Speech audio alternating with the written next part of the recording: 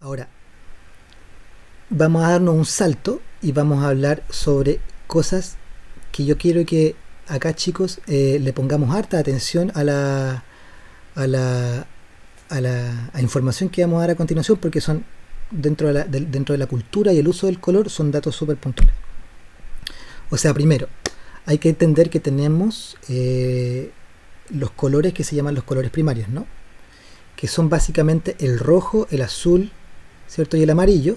Y los colores primarios son los que no se pueden obtener de la mezcla de ningún otro. Y en ese sentido, por eso son conocidos como los primarios, porque son el primer paso en la creación de los colores que vienen después. O sea, por ejemplo, cuando yo tengo que pintar algún cuadro o tengo que hacer alguna tarea y no tengo mucha plata como típico de ser artista, no tengo mucha plata para comprarme mis materiales o para comprarme una caja de 12 o de 36 pomos de pintura. Con estos tres podemos hacer todos los colores, con un poquito de blanco también y un poquito de negro. Entonces, por ejemplo, en esta estrella que tenemos acá, podemos ver cómo se indica el color rojo, el amarillo y el azul como colores primarios. Como dijimos antes, son los que no se pueden hacer de la mezcla de ningún otro color. Después de los colores primarios vienen los colores secundarios, que también en la estrella se indican como el violeta, el naranja y el verde. Y estos, porque se llaman secundarios, ya me pido que lo pueden imaginar, es porque resultan de la mezcla de los colores primarios. Por ejemplo, el que está entre el amarillo y el rojo es el secundario naranja. Después está el azul más el rojo, el violeta, y el azul más el amarillo, el verde.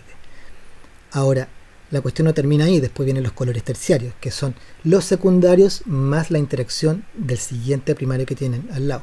Y así se crea lo siguiente, que es la rosa cromática. Que la rosa cromática básicamente es una organización abstracta e ilustrativa, como lo estoy mostrando acá, de los tonos de los colores en torno a un círculo, ¿cierto? Como se ve ahí, la cual muestra la relación entre los colores. Entonces, por ejemplo, la rosa cromática, yo les recomiendo que busquen alguna en Google, la descarguen, la tengan entre sus archivos, porque cuando tienen que solucionar asuntos de color es fundamental. Se los voy a explicar por qué a continuación. Vamos a partir primero por explicar tres propiedades que tienen el color y que son inherentes a este, que les permiten distinguirse unos de otros. El primero, por ejemplo, es la saturación. Como vemos ahí en ese ejemplo, la saturación define la intensidad o grado de pureza de cada color. ¿Se acuerdan cuando estábamos hablando de la celebración y mostramos el carnaval de Río, mostramos la fiesta de la Tirana y mencioné que los colores celebrativos y más festivos son más saturados? Eso quiere decir que la pureza del color está en su esplendor. No está pasada ni por blanco ni por negro. Después de eso viene el brillo. El brillo se puede definir como la cantidad de oscuridad que tiene un color. Por ejemplo, ahí podemos ver en el cuadro cómo el brillo va literalmente desde lo más oscuro, desde la sombra hacia la luz, que es el blanco. Y luego tenemos el tono. Como sale ahí también en la figura, el tono básicamente es el color que prima en la composición de la cual estamos hablando. O sea, por ejemplo, literalmente podemos hacer el análisis de una foto y podemos decir un tono rojizo, un tono azul, tal vez un tono más cálido, si es que los colores también son más rojizos, un tono más frío, si es que hablamos tal vez de un verde o de un amarillo con un azul, depende de la combinación. O sea, eso lo vamos a conversar después respecto a la interacción del color. Porque Plinio el Viejo no era el único que estudiaba sobre estas cosas durante el siglo XX. Bueno, todos los siglos que vinieron después, hubo personas también muy importantes para el estudio del color. Entonces, por ejemplo, cuando hablábamos de las tonalidades, si se fijan en este ejemplo, ahí tenemos una foto de una tonalidad más rojiza, ¿cierto? Ahí tenemos una foto de una tonalidad un poquito más morada y tenemos otra, una tonalidad más verde, ¿cierto? La ranita. Continuando con esto, este ejemplo a mí me gusta mucho, porque como les dije antes, ¿se acuerdan que guardar una rosa cromática entre sus archivos? Porque a través de los contrastes, de los opuestos complementarios dentro de la misma rosa cromática, se encuentra el primer truco visual para poder generar imágenes que sean visualmente atractivas. O sea, yo le llamo truco visual, lo estoy como faranduleando un poco, pero en el fondo siempre van a funcionar muy bien los colores que son opuestos complementarios en una sola imagen. Y eso significa, ¿cómo encontramos los colores opuestos complementarios? A ver, ahí está la rosa cromática. Efectivamente, los que están literalmente opuestos. Por ejemplo, si nos vamos a la tonalidad verde y nos vamos hacia la dirección opuesta, que es la que es más rosada, ¿cierto? Y si se fijan es más rosada pero tirada hacia el azul, no tanto hacia el amarillo. Si nosotros dentro de esas gamas de colores logramos combinar en alguna composición, necesariamente es jugar a la segura. Por ejemplo, ahí en la primera se ve la estrella interactuando con su opuesto complementario que es el azul, en la siguiente el fondo verde, ¿cierto? Con la flor más lila, y ahí tenemos al cantante con su polera roja y las luces más azules. O sea, en ese sentido el asunto es casi como de reloj, casi que de receta, pero también no hay que tanto guiarse por la rosa cromática, hay que tratar de encontrar en el desarrollo de nuestros proyectos un estilo propio, o más que un estilo, una manera de representar un lenguaje particular, ¿no? Una manera de comunicar lo que nosotros estamos haciendo. O sea, ¿por qué elegimos este color? Y no estoy poniendo el color rojo con un azul porque son opuestos complementarios y funcionan, sino que qué es lo que yo estoy tratando de transmitir. Ahora viene una parte muy entretenida de la conversación, y este caballero muy serio que está ahí es Joseph Albers. Joseph Albers es uno de los grandes pensadores del siglo XX respecto a lo que es el color. ¿Ya? Fue un profesor y un artista alemán que estudió cómo el color puede cambiar sus características cuando estos interactúan con otros colores. ¿Ya? Increíblemente se ha ido descubriendo que dependiendo del color que se tenga al lado, el color inicial puede cambiar radicalmente. ¿Ya? Eso es lo que conversábamos antes, que muchas veces no es solamente el color siendo influenciado por la luz o el color siendo influenciado por otro con el cual lo estamos mezclando. Muchas veces los colores interactúan entre ellos uno al lado de otro, por ejemplo. Vamos a continuar. Y eso tiene que ver necesariamente con un efecto de la percepción del color. Ahora les voy a mostrar unos ejercicios súper entretenidos. Quiero que vean esto. A ver, yo tuve que poner ahí los dos cubos rosaditos abajo, pero si ustedes pueden, de repente con un ojo tapen la parte de abajo y vean solamente los dos colores. Partamos por este ejercicio que es de Joseph Albers, que se llama Dos matices distintos. Si ustedes se fijan, los dos cubos, los dos cuadrados rosados que están dentro de los dos cuadrados mayores se ven distintos, ¿no?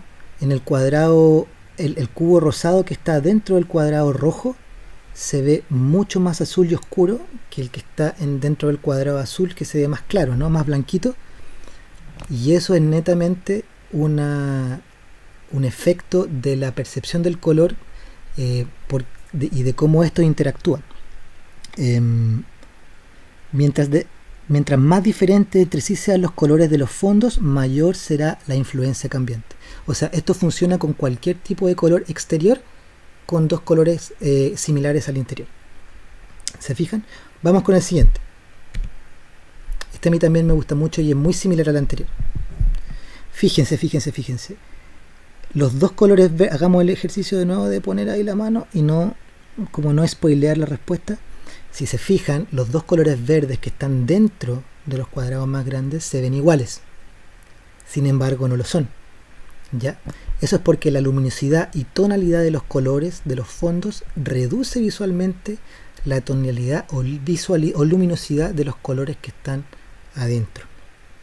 Entonces, nosotros, por la interacción que tiene el verde dentro de los dentro de los cuadrados pequeños, influenciados por los cuadrados más grandes, en este caso los vemos iguales, pero en realidad no lo son.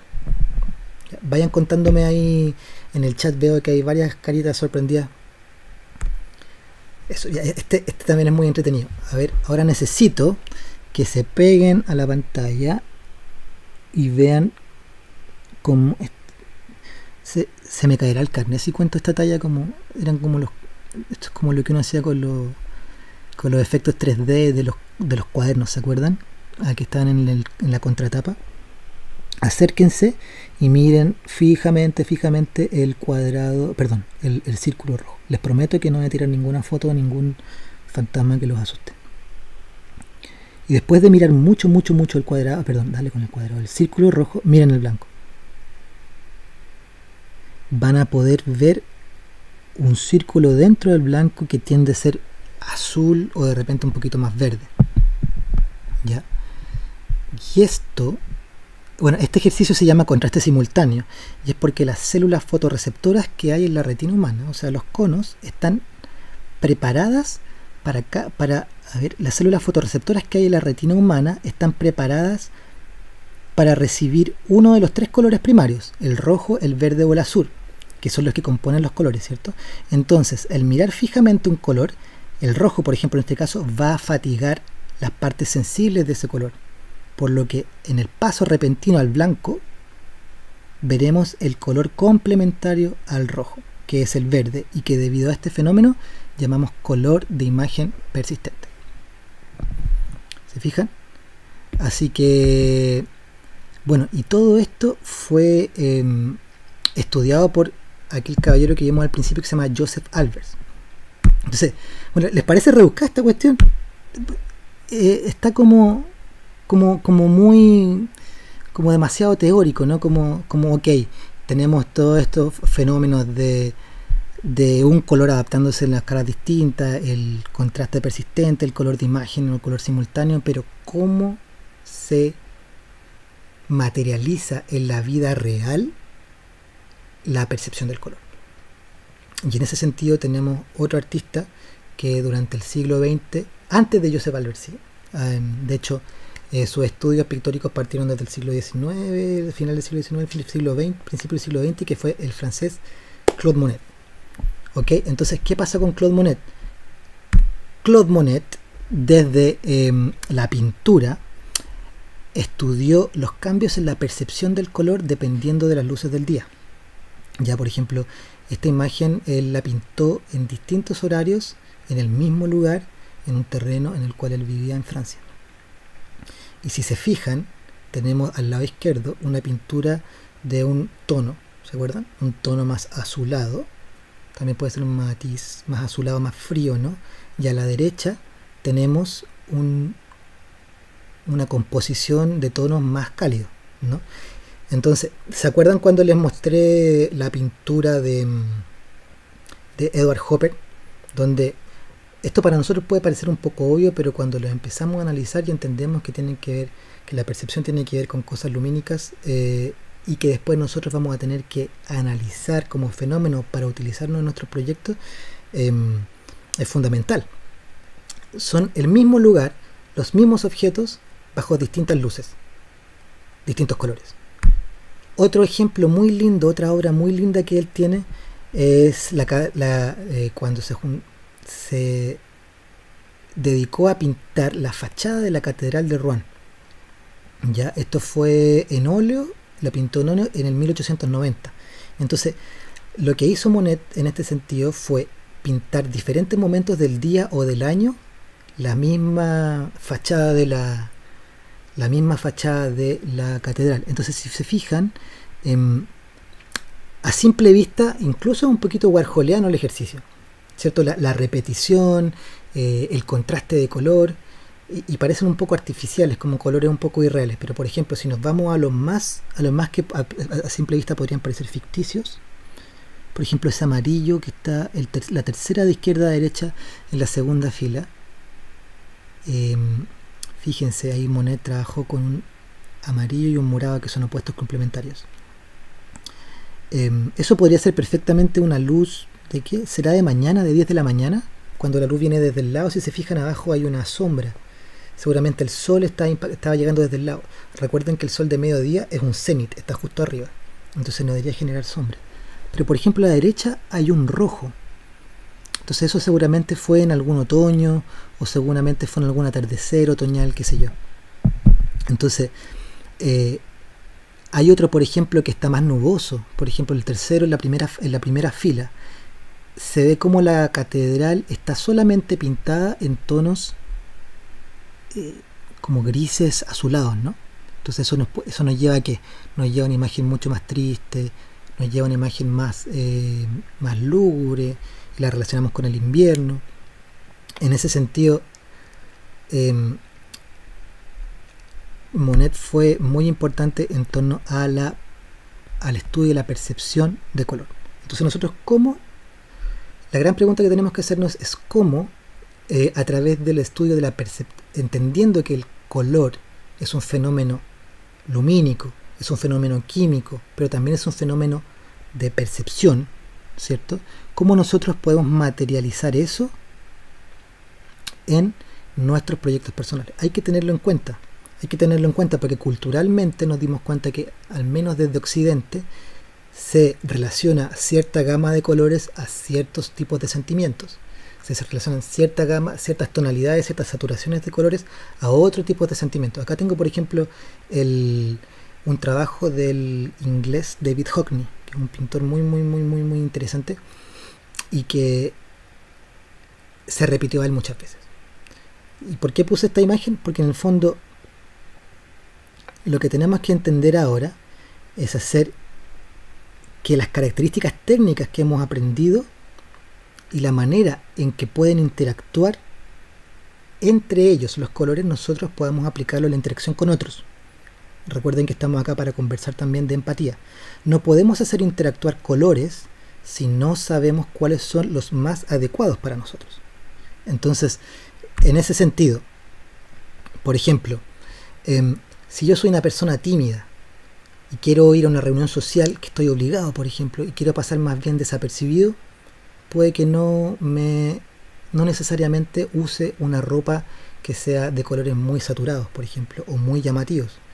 O, por ejemplo, por el contrario, si yo más bien soy una persona tímida, pero que me gustaría generar lazos con otras personas, o necesito en una reunión de trabajo que la conversación fluya, por ejemplo, y atraer a las personas a su atención hacia mí, de repente voy a utilizar colores un poquito más alegres, para que desde el color y desde la visión, ¡pium!, se genere una especie de trampolín en la empatía con los demás, ¿no?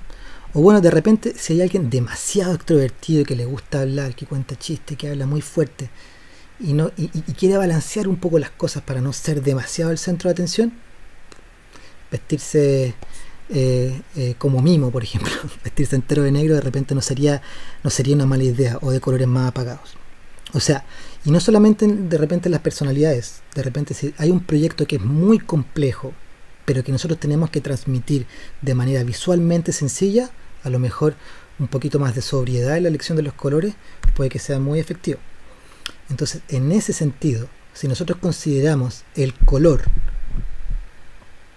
como un elemento de lenguaje, el colorear es comunicar en el fondo, tenemos que primero conocernos a nosotros, ¿no? Saber cuáles son los colores que a nosotros nos logran representar de mejor manera.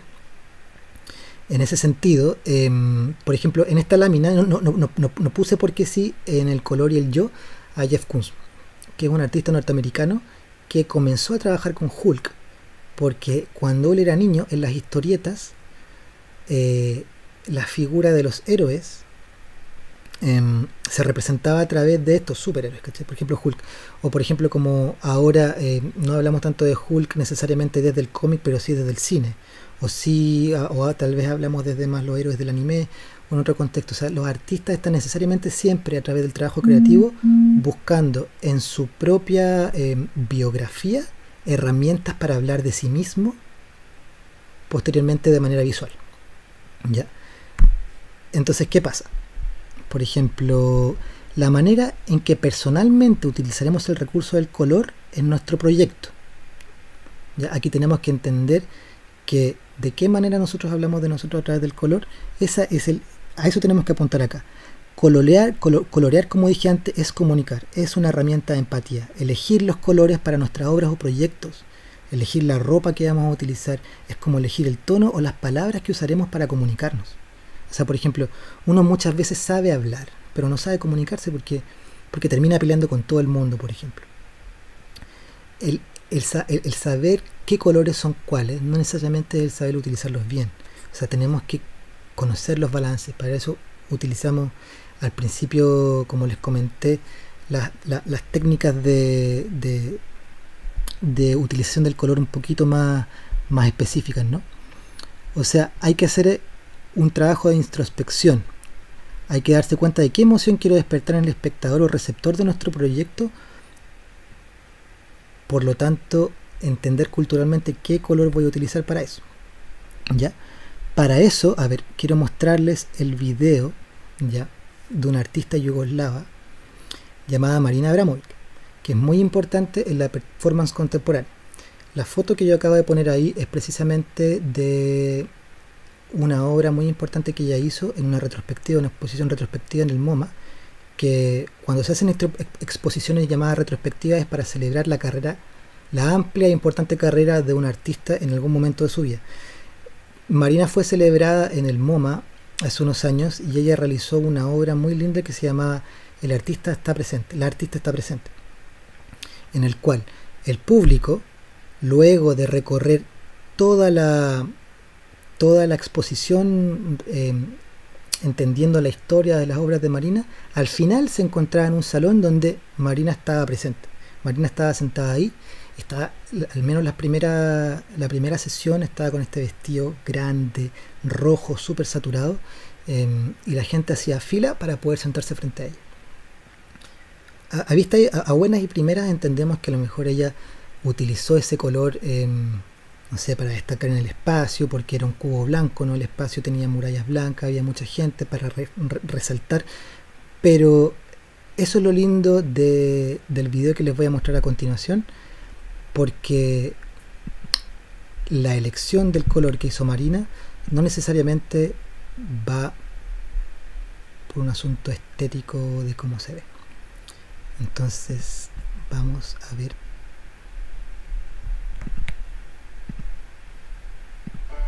I slept like a baby yesterday, actually, with a smile through the all night on my face, like idiot. Anyway, there I am. I think red is very good here because I always think that red gives strength. So if I have red color, red bed sheets, red shawl, red pajama, red oranges, I maybe get better soon. Okay. What's my monologue? Bueno, era un pequeño fragmentito, pero si se fijan, Marina con la experiencia que tiene en el trabajo del color y con la experiencia que ella tiene en el propio conocimiento de sí misma para poder ejecutar obras que necesitan una fuerza mental súper grande como son las performances. O sea, ella estuvo durante 3 meses sentada todos los días ahí. Ella entiende que su mente reacciona mucho mejor y de manera mucho más enérgica al color rojo. Ella se conoce a sí misma en relación al color rojo. Por lo tanto, si es que ella nos contaba en el documental que pasó 6 días justo antes de la exposición más importante de su vida, enferma, con vómito y en cama, ¿se fijaron cómo transformó la habitación de su pieza? Cómo puso un cubrecama rojo, cómo se puso un pijama rojo, cómo estaba comiendo fruta roja. Al principio parece una locura, pero en el fondo el color también tiene esa capacidad de actuar inconscientemente en nosotros. En ese sentido, oye, estoy como yo, Marina Abramovic. En ese sentido es muy importante considerar eso al momento de nosotros verla ahora vestida de rojo en el comienzo de su performance. O sea, si es que ella iba a hacer un trabajo así de agotador, ya el vestido rojo no es un gesto gratuito de simplemente que ella pensaba que se iba a vivir bien en el asunto. O sea, hay todo un trabajo de introspección respecto a cómo ella, como ser humano, reacciona mental, espiritualmente al estímulo del color rojo.